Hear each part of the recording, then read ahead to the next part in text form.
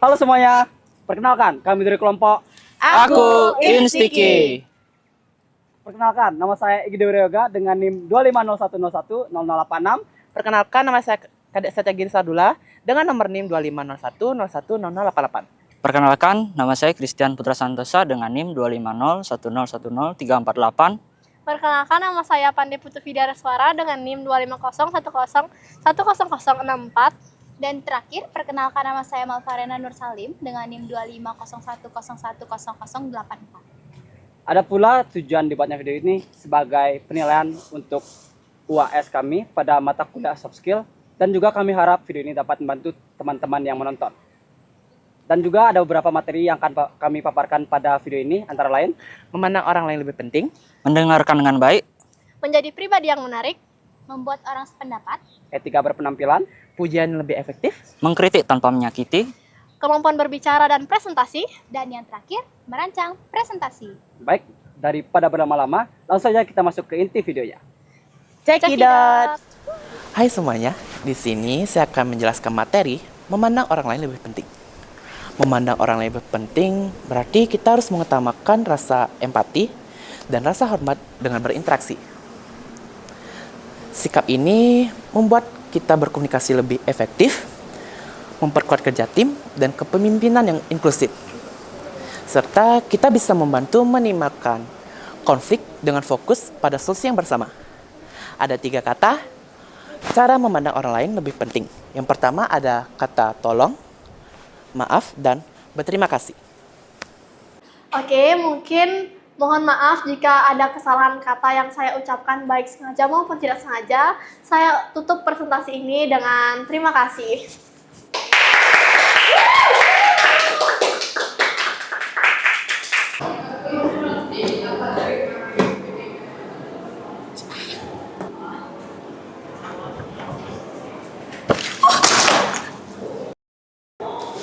Oh, ada aja sih.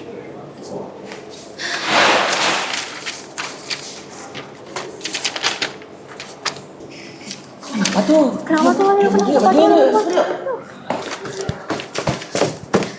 Jangan tak bantu ya.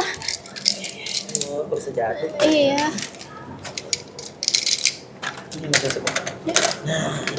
Ini Kak, makasih ya. Sama-sama Kak. Kakak nggak kenapa-napa kan? Apa-apa. Makasih ya. Apa aman kok. Makasih ya. Makasih ya. Sama-sama Kak. Hati-hati ya Kak. Iya, dadah. Etian, tugas bahasa Indonesia mu gimana? Bosku tinggal ngumpul aja sih. Cari makan yuk. Lapar no. Yuk. Babi gimana, babi? Apa tuh? Yuk, seafood. Jangan, aku alergi. Pedas. Aduh, nggak bisa. Aku tadi pagi belum makan nasi. Guys, kalau ayam gorengnya gimana? Kan semua bisa nih. Terus ada di depan kampus juga, gimana? Boleh. Gas. Yuk. Yuk, gas. Yuk. Langsung yuk. Keterampilan mendengarkan dengan baik. Keterampilan mendengarkan dengan baik, di mana keterampilan ini menuntut kita, di mana teknik mendengarkan dengan baik tak hanya mendengarkan dengan kata-kata, tapi keterampilan ini mencakup dengan mendengarkan perasaan tanpa terdistract dan juga merespon dengan empati. Lalu dengan adanya teknik ini kita bisa tentunya membangun hubungan yang lebih kuat dan juga beretika dengan baik.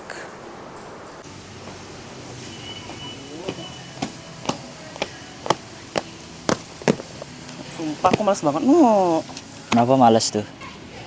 Tuh, masalahnya aku latihan tuh dari jam 4 sore sampai jam 11 malam aja.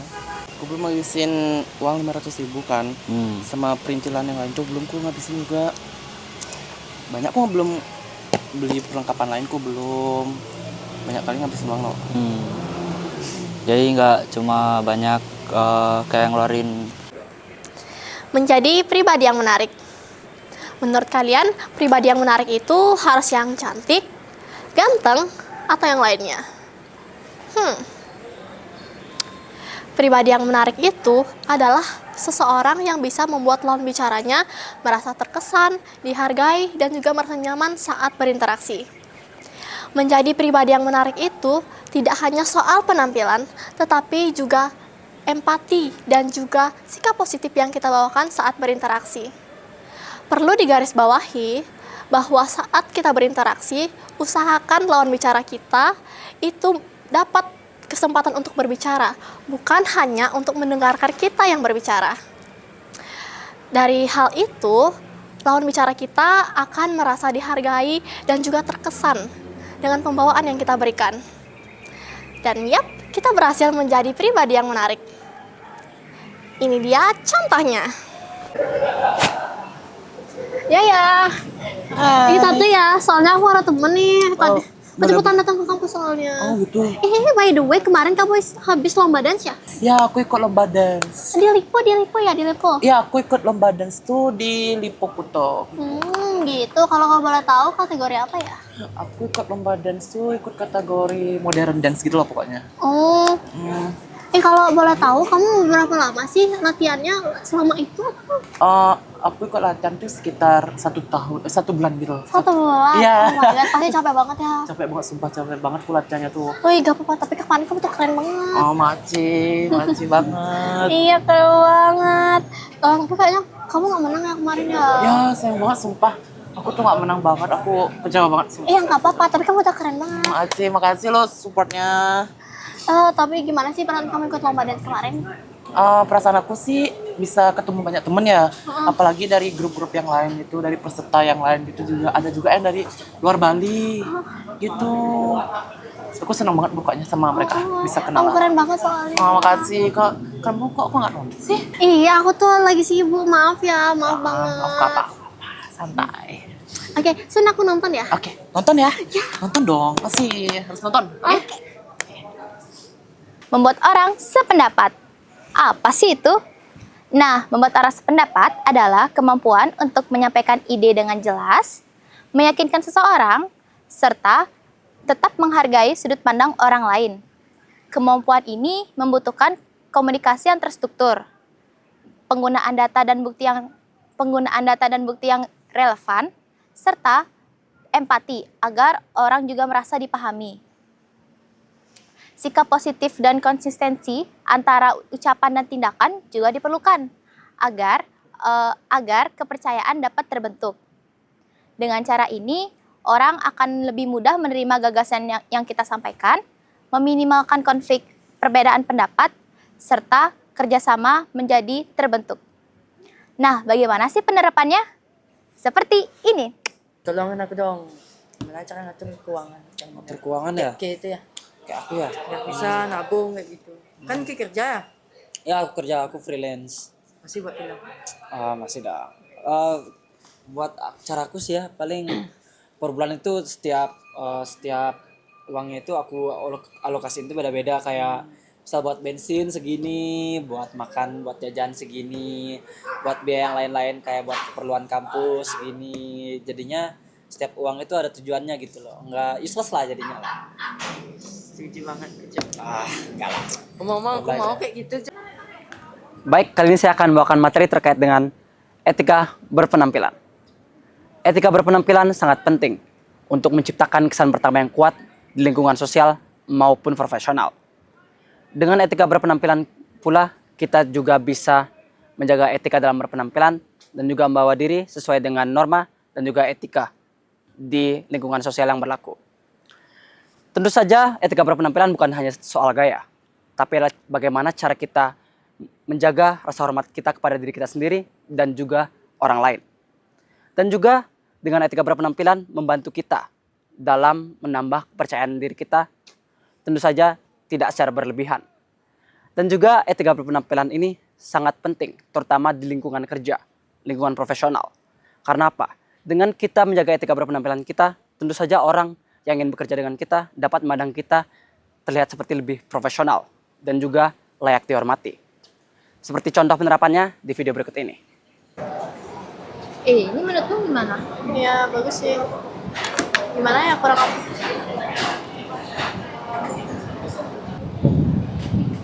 Ini deh. Itu dia mau ngampus apa mau tidur siang? Aduh, kataku sih mau mulung ya, nggak niat banget ya kamu. Ih, lagian di kampus pakai baju kaos, celana nggak bener.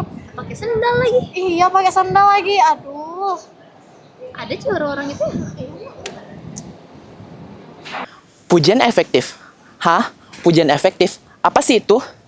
Oke, pujian efektif itu merupakan apresiasi yang dimana kita harus menyampaikan secara relevan, spesifik, dan tulus. Pujian ndak harus realistis dong, ndak berlebihan, ndak juga membandingkan dengan orang lain. Nono ya, jangan membandingkan dengan orang lain. Jika kita memuji dengan tepat, maka kita bisa meningkatkan motivasi, rasa kepercayaan diri, dan menghubung interpersonal. Kalian mau tahu nggak sih, apa sih contoh pujian yang efektif? Mari kita lihat. Cuk.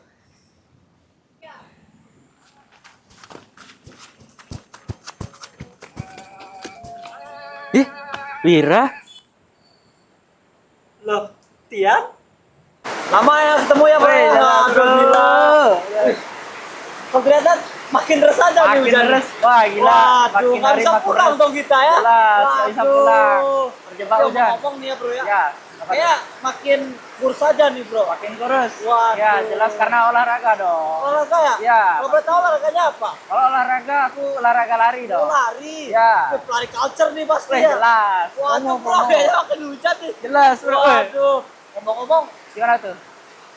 walaupun hujan-hujan gini masih bisa broadcast ya. Masih dong, Wih, jelas. Harus keren tampil abis kece lagi. dong. Kamu harus Yoi. ajarin aku sih, Bro. Wah. Alhamdulillah. Nextnya aku ajarin deh cara beroutfit yang baik dan benar tuh Wah, gimana. Cuman ini benar-benar bagus sih, Bro. Iya, Walaupun biasanya kalau hujan-hujan kan orang-orang kan males ya kan rapi-rapi Iya. gitu kan. Iya, Tapi apalagi hujan-hujan. kamu beda, Bro. Wih. Rapi gitu. Harus Waduh. dong, harus tampil keren meskipun Wah, hujan kayak cocok gini sih. dong. Kapan-kapan kamu harus ya styling aku juga Ya, lah. nantilah aku kabarin gimana caranya aku outfitin lah. Nah, bagus deh. Semoga ya. Yoi. Mengkritik tanpa menyakiti. Mengkritik artinya kita memberikan masukan kepada orang lain dengan menggunakan bahasa yang bijak dan penuh empati.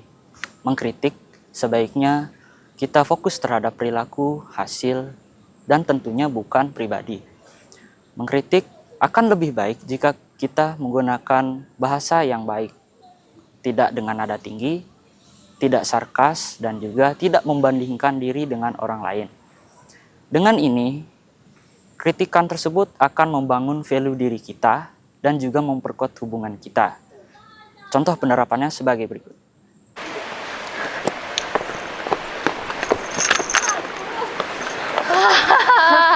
Gila banget tuh hujan-hujannya ya. Iya banget. Terus sana yuk. Yuk, sana. Boleh. Aduh, hujan banget ya. Iya. Untung ada tempat neduh. Iya, no. Wah. Padahal terang banget, tapi tiba-tiba hujan. Iya, aneh banget cuaca akhir-akhir ini kok. Rin, Iya? kok baju kamu bagus banget? Beli di mana? Iya kah? Aku kemarin beli di online waktu promo yang 11-11 itu loh. Iya bagus banget. Tapi kayaknya kamu nggak cocok deh pakai ini ke kampus. Iya ya. Iya, soalnya ini kaos. Kan kalau ke kampus itu harus pakai gini, pakai kemeja. Dan juga dosen udah notice kamu pakai baju kaos kayaknya Rain. Iya kah? Iya. Sumpah ya, tadi tuh sebenarnya tuh aku tuh kesiangan bangun. Terus ya aku jadi kayak panik kan. Ya aku ambil aja baju-baju yang ada di lemari kan. Dapatnya ini, aku langsung pakai karena takut kan telat. Terus aku juga lupa bawa almet. Dan aku juga nggak ngeh kalau dosen ternyata ngetarangin. Aduh. Iya nggak apa-apa Rin, besok-besok kamu bisa pakai almet. Tapi baju ini juga cocok loh buat kamu pakai ke coffee shop atau jalan-jalan sama teman-teman, bagus banget. Iya sih. Soalnya muka kamu jadi lebih cerah gitu. Ah, thank you. Iya, sama-sama.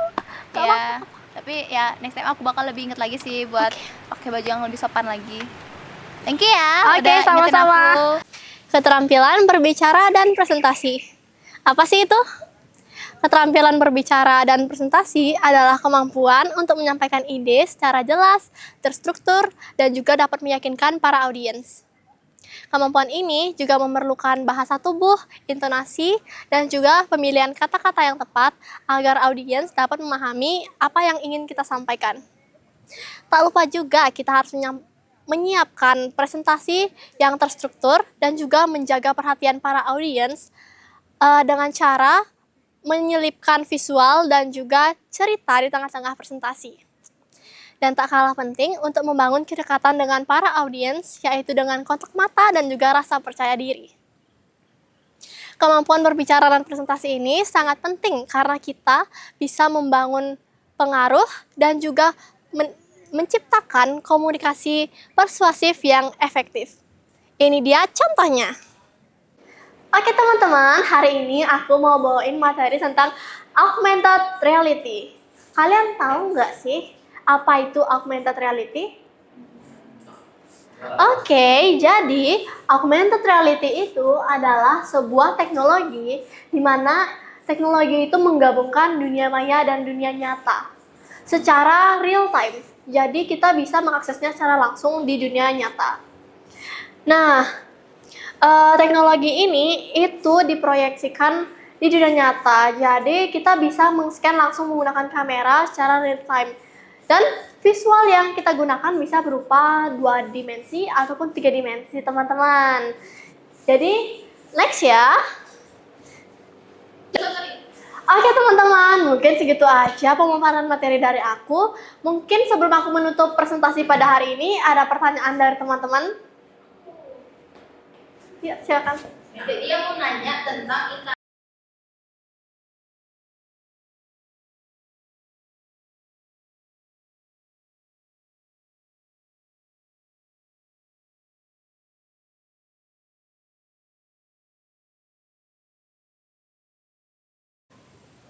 merancang presentasi. Nah, kalau tadi kalian sudah dijelaskan tentang bagaimana cara menyampaikan presentasi, sekarang aku akan lanjutkan dengan materi merancang presentasi. Merancang presentasi adalah proses menyusun materi agar menjadi lebih jelas, menarik, dan juga mudah dipahami bagi audiens. Langkah penting dalam menyusun presentasi meliputi tentukan tujuan utama, mengenali kebutuhan audiens, dan juga menyusun alur yang logis, seperti dari pembukaan, isi, dan juga penutup. Lalu, materi yang disampaikan juga sebaiknya ringkas, namun padat, didukung dengan contoh atau bukti yang relevan, serta diperkuat dengan visual seperti gambar ataupun grafik agar menjadi lebih mudah dipahami. Selain itu, gunakan juga bahasa-bahasa yang sederhana, poin-poin penting, dan jangan gunakan informasi yang berlebihan.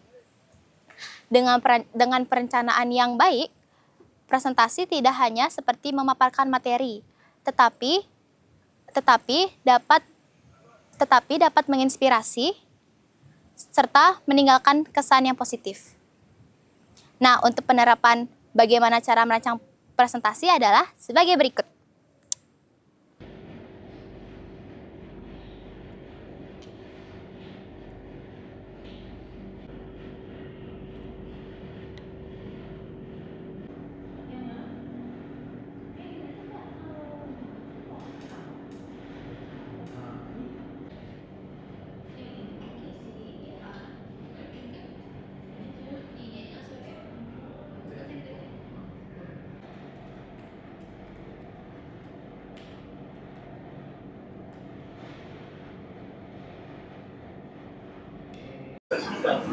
Tantangan dalam menerapkan soft skill yang pertama yaitu ego dan kepentingan pribadi. Kadang kita terlalu fokus dengan diri sendiri sehingga kita melupakan untuk mendahulukan atau mendengarkan orang lain. Contohnya yaitu kita ingin selalu menang dalam setiap diskusi. Nah, tantangan yang kedua adalah keterbatasan emosi. Mengendalikan emosi kita saat kita menerima konflik ataupun kritik bukanlah hal yang mudah. Maka dari itu, kita juga harus tetap latihan agar bisa tetap merasa tenang dan juga empati saat kita dalam kesulitan. Perbedaan latar belakang. Teman atau rekan kerja bisa punya budaya, nilai atau gaya komunikasi berbeda. Menyesuaikan diri tanpa kehilangan jati diri adalah tantangan besar. Kalian pernah nggak dengar pepatah tentang mempertahankan lebih sulit daripada mendapatkan? Tentu saja di soft skill kita juga perlu yang namanya mempertahankan konsistensi kita, terutama dalam situasi sulit. Karena ketika kita sedang situasi senang, semua terasa mudah. Tapi sebaliknya, jika kita sedang merasa lelah, stres, atau terburu-buru, semuanya akan terasa berat. Tantangan dari soft skill selanjutnya adalah kurangnya umpan balik. Soft skill itu tidak terlihat langsung hasilnya tanpa ada masukan orang lain. Kita bisa merasa tidak tahu apakah kita sudah cukup baik. Mempelajari soft skill mengajarkan komunikasi yang jelas, empati yang dalam, serta komunikasi yang lebih bermakna. Latihan efektif menumbuhkan rasa percaya diri, memperlancar kolaborasi, serta membiasakan diri untuk terus berkembang. Pada akhirnya, mempelajari soft skill merupakan fondasi utama bagi hubungan kerja tim serta kepemimpinan yang efektif. Perbaikan ke depannya. Nah, perbaikan soft skill bisa dimulai dengan memilih fokus utama seperti komunikasi, empati, dan presentasi. Tentukan target jelas, lalu lakukan latihan rutin seperti mendengar aktif, bertanya perasaan sebelum memberi saran, serta merekam diri untuk evaluasi. Kalian juga bisa meminta umpan balik dari seseorang, melakukan refleksi setiap minggunya, serta kalian juga bisa memperluas pengalaman dengan mengikuti workshop ataupun komunitas. Seperti kebun, soft skill tumbuh dengan detail kecil tetapi konsisten. Kesimpulan singkat yang akan kami paparkan pada video kali ini yaitu ada baiknya semua materi yang telah kami paparkan langsung diterapkan pada kehidupan sehari-hari. Karena semua materi yang telah kami paparkan yaitu materi yang berkesinambungan, jadi kami harap audiens dapat langsung menerapkannya tanpa memilah-milah materi mana yang harus diterapkan terlebih dahulu.